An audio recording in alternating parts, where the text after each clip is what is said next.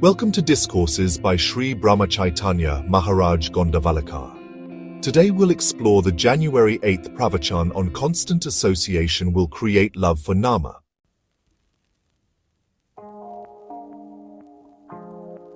When a child falls ill, the mother becomes anxious and loses even her appetite and sleep. She becomes totally restless. Do we feel similar restlessness at even small impediments in the chanting of Nama?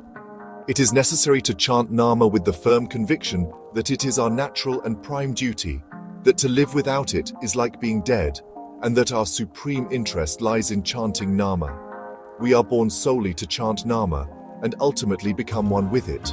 If this is done, love for Nama will inevitably come.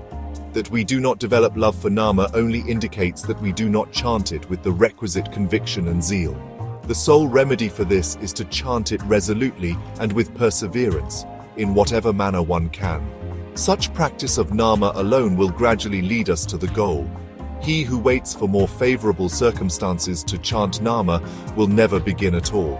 Nama may be chanted aloud or mutely, operating the lips and the tongue but without voicing, or again altogether silently mentally. Living in Nama purifies the heart, and in a pure heart springs love for God.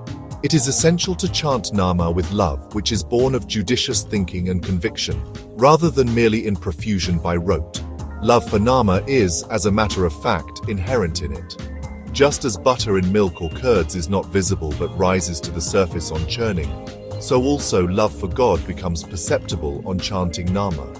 Even ordinary words affect the mind and evoke feelings.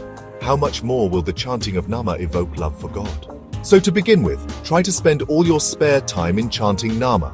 We feel attachment even for a house in which we have lived for a long time. Love for Nama will be similarly evoked by constant association with it. Maintain awareness of him as you sit or act, talk or walk. An addict to a narcotic needs progressively larger doses to get a kick out of it. We should similarly become addicted to Nama.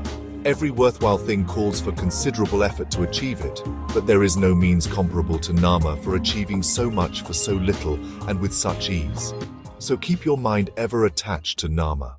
Personal reflection on the discourse. Constant association. Is it possible? Won't that be boring? It sounds difficult, isn't it? Imagine eating the same food every day. Will that give us pleasure?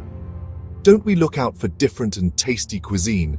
If you look at a child, they quickly lose interest in a toy and need new things and new toys to be happy. When we start our spiritual journey, it's normal to want different and new experiences. In the same way, we might start taking Nama but get bored with the same mantra and soon start expecting another new mantra from our guru. These thoughts arise when we are like children in our initial stage of Namasmarana.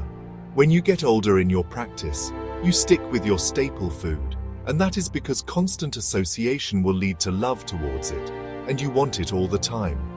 However, if you listen carefully and experience everything around you, you will realize that anything you hear is Nama. You sing a bhajan, it is Nama. You hear a song, it is Nama. If you are interested in Vedic chants like Rudram, Suktam, everything is Nama in its essence. In the initial stage, like a child, it is okay to look for new toys. So hear bhajans, sing bhajans, do stotras, sahasranamams, suktams, etc.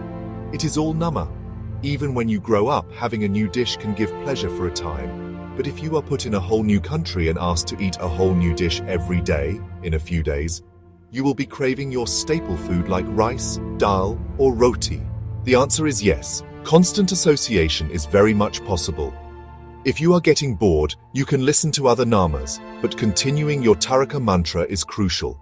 Eventually, you will become addicted to Nama and increase your dose, and it will create love for Nama. Thank you for joining me in this exploration of how constant association can create love for Nama.